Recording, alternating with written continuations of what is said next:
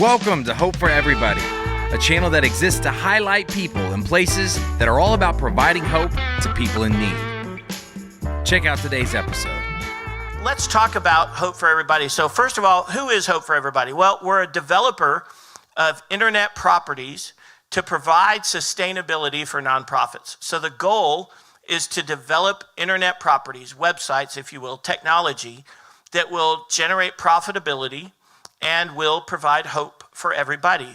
As the profits are given, the owner of the partner who's invested a lot of money in doing this and launching this website has said he doesn't want anything. He just wants the money back eventually, but he's fine. He wants the money to go toward the ministry. He wants the money to go toward charities and toward other works.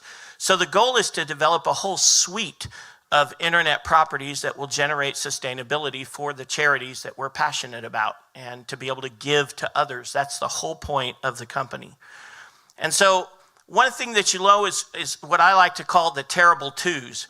This is something I was looking at a brochure and I came up with this concept of the terrible twos. The first one is too many needs. You can't save the world, right? I know that you have nonprofits. You've never heard that before, right? Somebody has told you, have you had somebody tell you, you can't save the world, right? I know if you work with the homeless, you've heard that, right? You can't save the world. And I hear it all the time, especially sometimes my wife will remind me, you can't save the world. But it is true, of course, the needs are endless, right? And even Jesus said, the poor you'll always have with you, right? The poor you'll always have with you. There is no sense in which we're ever going to eradicate all the different needs that are in the world. But there are a lot of needs, and we need help being able to meet the needs that we can. Too little money, seriously, right? All of us have all the money we need. That's a concern. Too little time, never enough hours in the day. Yesterday, my day began at around 8 a.m., and I didn't get home till almost 3 a.m. So never enough time, never enough hours in the day. Too little help. So often you're the only person. You know, you look around now and you see I have a lot of support staff now that I never, ever had before. But that's only been literally within the last 2 years that we've been able to have that kind of support from people. So it's been a blessing to have a support staff. But before this, I didn't have anything. I was the only one doing everything. I remember my wife and I went to visit Prestonwood Baptist Church in Dallas, and they were meeting with us about the prison ministry. And she was saying, well, we take them to get their birth certificate. We take them to get their social security card. We take them to get their ID. We help them find jobs. We help them do this. We help them do that. And he said, oh, well, you must have 20 volunteers. And she goes, no, it's pretty much just him.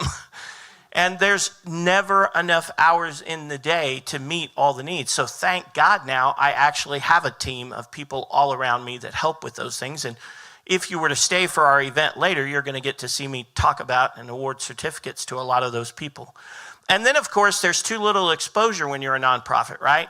If you're so busy meeting needs, if you're so busy feeding the homeless, taking care of the homeless, and you're so busy housing people getting out of prison and taking care of their needs, how in the world are you ever going to be able to meet all the needs that are there? And how are you going to be able to raise money? How are you going to be able to get your ministry in front of the right people? I know for a fact, if I sit in a crowd full of people that are not necessarily a group of nonprofits or guys we're helping, but if I get in a crowd full of people or if I get at a table with a crowd full of people, I know when I tell the story, when I show the testimonies, people will generally give. But how do you get in front of enough, right? How do you get in front of enough people to be able to raise the support you need? These are all major problems that nonprofits experience, and they're all reasons why we founded Hope for Everybody. The needs, we need to increase efficiency within organizations. We need to share resources. We need to share back office functions. We need the expertise of other organizations that can save money and improve operational efficiency. My wife will tell you, I am not a planner, contrary to this event, by the way, which I put together. But I'm not a planner by nature. I do things last minute. I do things quickly. I don't spend a lot of time. I don't let the grass grow under my feet, but it's good to have people who do. It's good to have people who take their time and move slowly and methodically, but they drive me crazy. But they do exist. And we need them.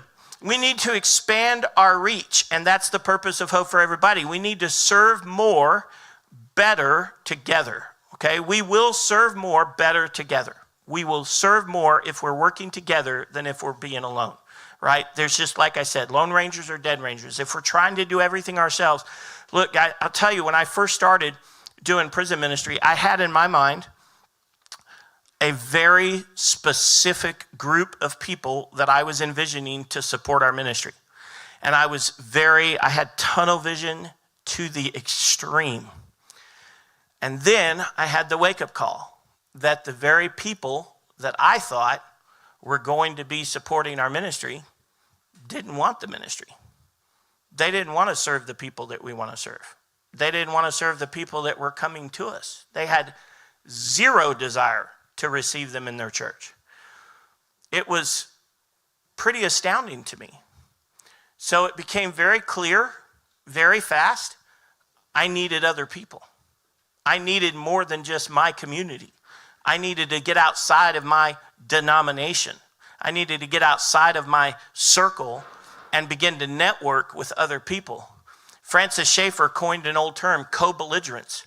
We needed to be co-belligerents. We can join arms in the same causes. We may not agree on every point of theology. We may not agree on every point of doctrine, but we can lock arms as long as we're fighting the same cause.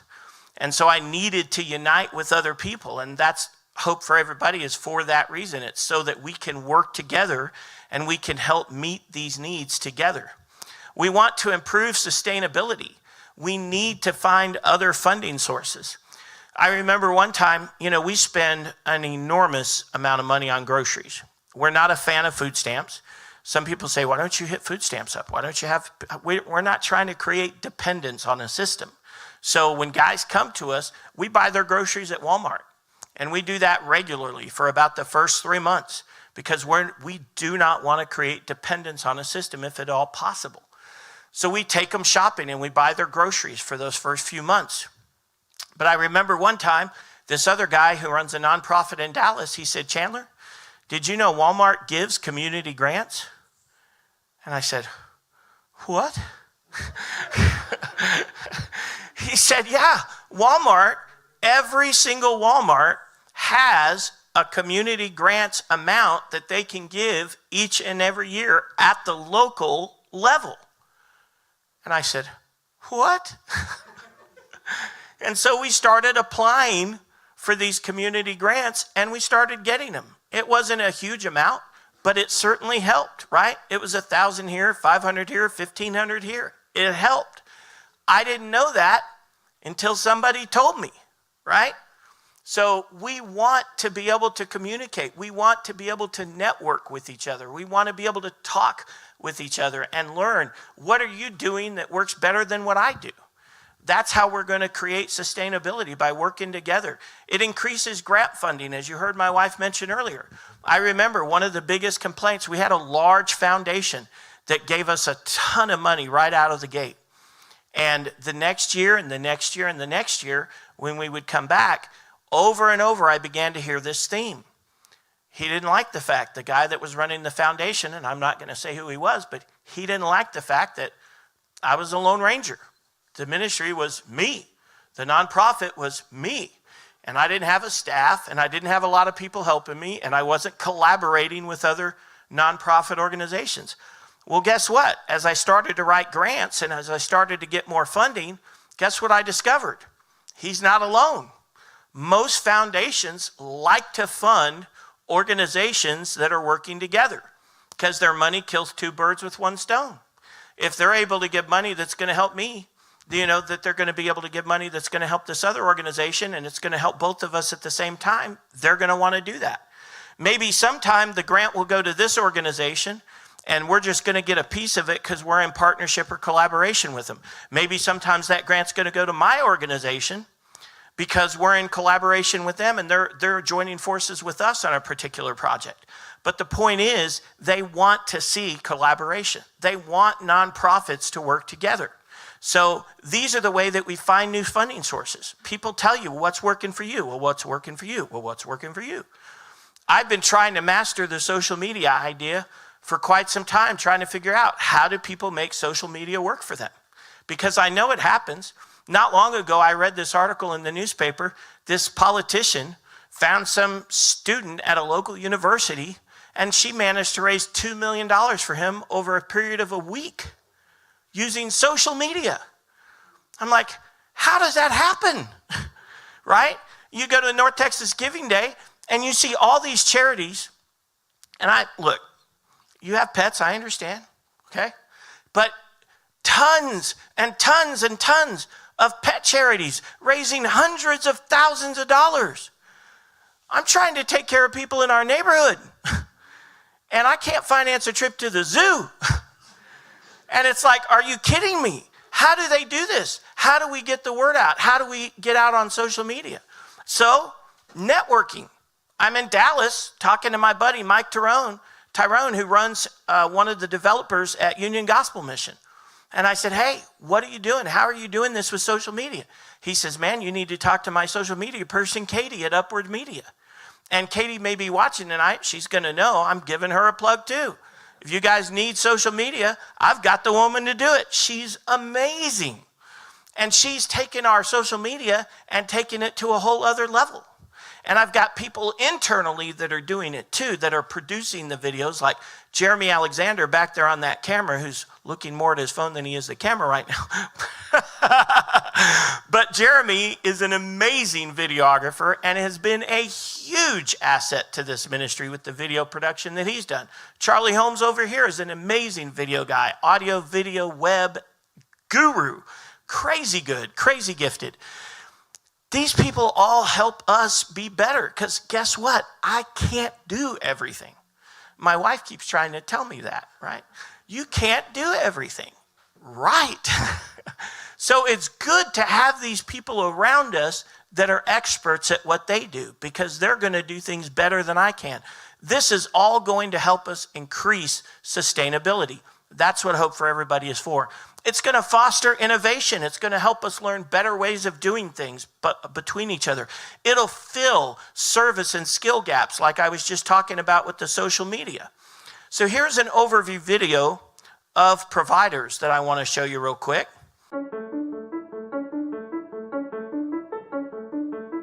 Thank you for visiting hopeforeverybody.org.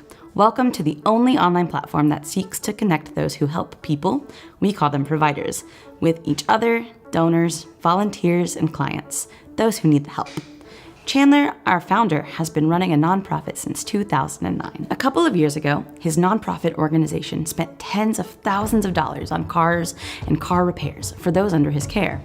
One day, he decided to search to see if there was a nonprofit that sold and/or repaired cars. And there was. 15 minutes from his office was a struggling nonprofit like his own, and hopeforeverybody.org was born. Hopeforeverybody.org will give you the ability to connect with and learn from others. It will also connect you with prospective clients, those who need what you're offering, and it will give you the ability to communicate within and without your organization, similar to a customer relationship management platform. Donors and volunteers will be able to find and connect with you. And it will help prevent fraud, waste, and abuse, as you will know more about those who come to you for help through our platform. It will do all of this in one place, enabling you to provide hope for everybody more efficiently. Because we're new, we're giving everyone a free 3-month trial so that you can see the value of what this will do for yourself. After the first 90 days, the cost is based on the number of clients you serve. A free basic listing will ensure the information we have for your organization or agency is accurate, but won't allow connection with others. So, to really see how Hope for Everybody will serve you, your organization, and those you serve, register for the membership tier that best reflects the number of clients you're actively serving. So, please click register under the provider menu to get started now.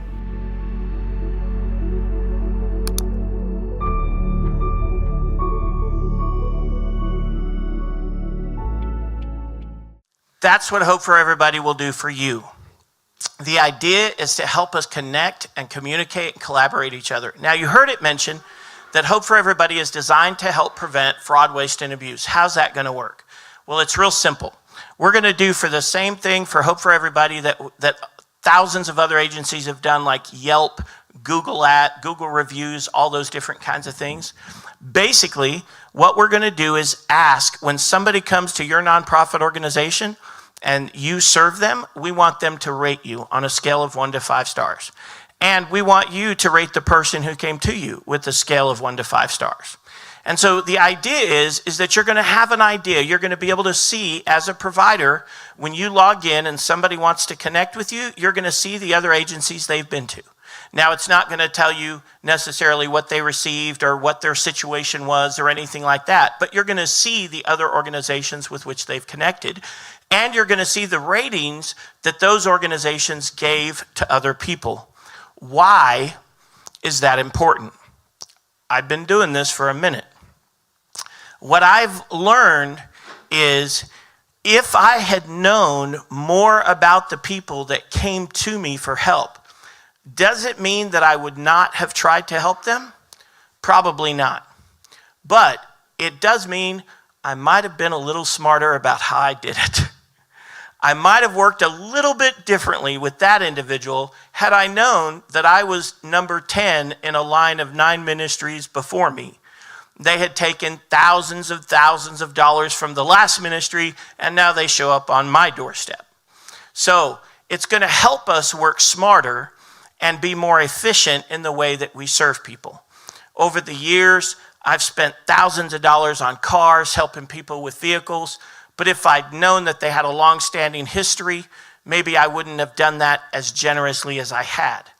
And this website is designed to help prevent fraud, waste, abuse, and exploitation among nonprofits and clients. There are some organizations out there, and we'll just let them remain nameless, but you might know exactly who I'm talking about.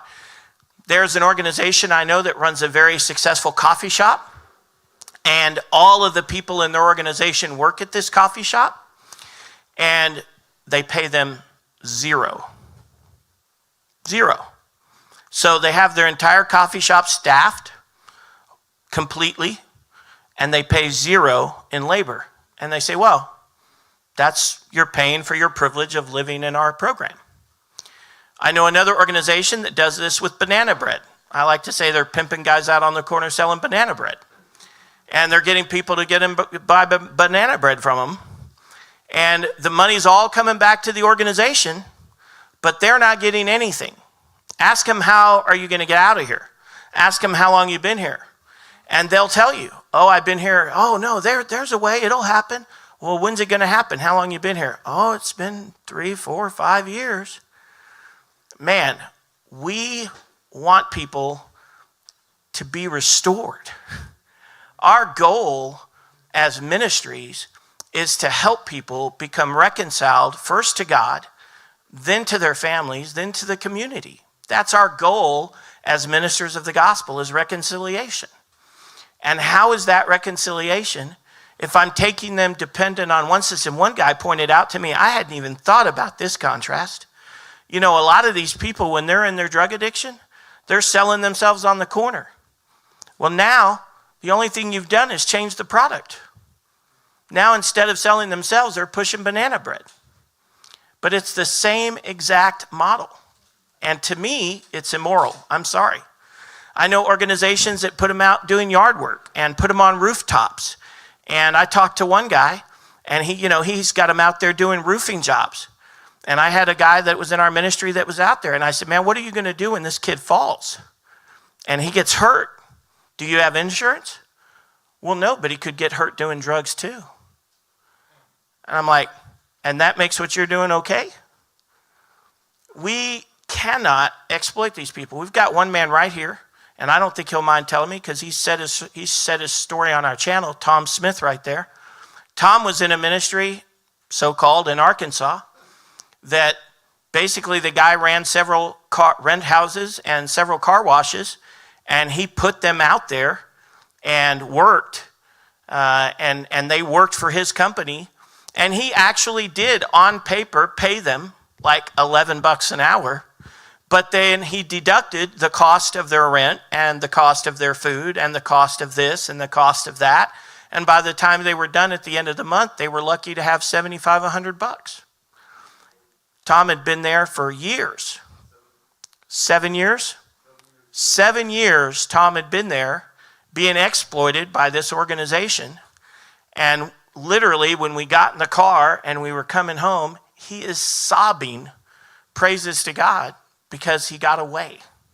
But the only reason he got away was somebody went and got him that wasn't going to exploit him. And so now he has a chance at a life. We've had 5 guys in the last 5 years that came to our organization. They did what they were supposed to do. They got the curriculum done. They got jobs. They saved money. They did their resources well. And they just signed for their first house. They went from our entry-level program to a graduate house to a rent house and now just bought their own house. 5 men. 3 of them had done more than 12 years in prison. 2 of them had done more than 20 years in prison. So we want to make sure that we try to protect these men from the exploitation and the abuse that's happening within the system, and it's being called legalized. Basically, I call it legalized slavery. They're putting them out at concession stands at ballparks, making them sell concession stand. We have one man here. He's told his story on our channel. He was in another organization. He had just gotten out of prison after more than 20 years. He was at an organization that put him at the concession stands at stadiums, and the money all comes back to the organization. He wasn't physically able to work because he'd had congestive heart failure that had gone undiagnosed for years. But when he couldn't work, they shipped him back, violated his parole, and he was in danger of going back to prison. Fortunately, by God's grace, his people found our organization.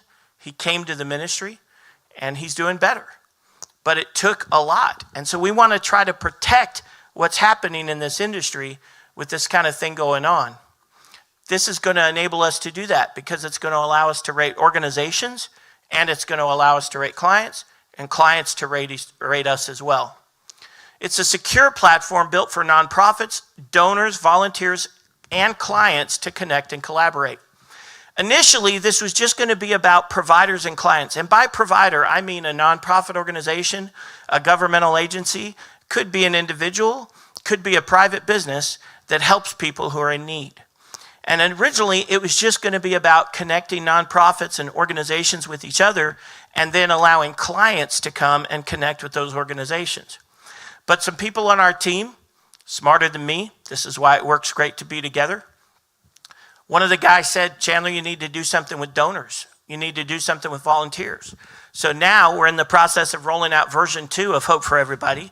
And within the next 30 days, now we're going to have a space for donors to be able to get on there and register and learn more about your organization and connect with your organization. And if they want to give to your organization, they're going to be able to do that through your channel, not ours. We're not going to take a percentage of that. We're not going to take a cut. We're not trying to get into that. We just want to be able to connect donors with your organization so that you can grow and be able to have and do the work that you were called to do. And we've got volunteers. They're going to have a channel too where they can sign up, they can learn about your organization, they can connect with the nonprofit, and they can get you the help that you need to volunteer for you. Like we've talked about the rating system. What's the purpose? All of this promotes transparency, accountability, and community. That's what it does. It improves internal communication. We've talked about that earlier. It will improve internal and external communication within the organization so that we can talk to each other and we can see a track record of what's going on. And it will improve communication with other agencies outside. It provides collaboration, making it easy for you to find other people that offer what you and your clients need. And it provides the accountability tools to be able to track the service history, providers, and clients and rate experience with each others. Here's our membership tiers. And I'm just going to go over them very quickly in broad strokes because I think it is important. The basic listing, which is totally free, just ensures that we've got your information accurate and updated. That's coming soon. It wasn't in the beginning, but it is being developed now, and hopefully it'll be there within the next 30 days, where you'll be able to just register, zero cost, and make sure that we have all your information up to date. However, you won't be able to have your clients on there. You won't be able to have any access to the rating system. You won't be able to collaborate with anybody, and you won't be able to have any access to any of those people. The bronze membership is a little less expensive. I think it's the $10 price range. I meant to put the price in here, but That will allow the internal communication within your organization. It will allow internal collaboration, but it will not allow you to access the external network that's on the site. The silver level is up to 100 clients, and it will allow the internal again, but again, not allow the external. When you really start to see the benefit of this platform is at the gold level. That's going to give you the ability to see the prospective rating of people that come to you in need of help, and it's going to give you the ability to reach out and to collaborate with other nonprofits. This is why it's so important you understand this is a free 3-month trial. It costs you nothing. You'll go on like any other website, you'll register, you'll put in your credit card, but there will be no charges to your credit card until we hit that 4th month. And I'm here to tell you, we're in the process of growing this platform. We're in the process of growing nonprofits, growing clients. So if it's not worth it to you, I'll extend it another 3 months. We'll make it happen for you. But we need to get that initial base of people in there in order for this system to work. So we need to collaborate together to make that happen. So you need to register on the website, and I would recommend that you enroll for at least a gold level so that you can have the communication and collaboration among your organizations. At the platinum level, the big difference is now you're going to get into a regional organization. So at the gold level, you're only working with local nonprofits within Fort Worth. At the platinum level, now we're going to expand that region to the DFW marketplace. So now you're going to be able to collaborate with nonprofits all throughout the Dallas-Fort Worth Metroplex. At the diamond level, we're going to go statewide, and at the titanium level, we're going to go nationwide. I wouldn't recommend anybody sign up for those levels at this time because we're not there yet. But definitely the gold and the platinum, I think, are very, very much worthwhile in order for you to be able to communicate and collaborate with every nonprofit that we get on this platform in the Dallas-Fort Worth Metroplex. So you want to learn more? This is basically the end of my presentation. I want to thank everybody for being here this evening. Go to www.hopeforeverybody.org. You can email me, cf@hopeforeverybody.org. And you can learn more about Hope Prison Ministries, the organization that gave birth to this, at www.hopegivesback.com. And you can email me at chandler@hopeprisonministries.org. And you can scan this QR code, and it will take you right to the subscription page where you are able to register online at hopeforeverybody.org. I want to thank all of you for being here this evening, to be here at the very first official networking meeting.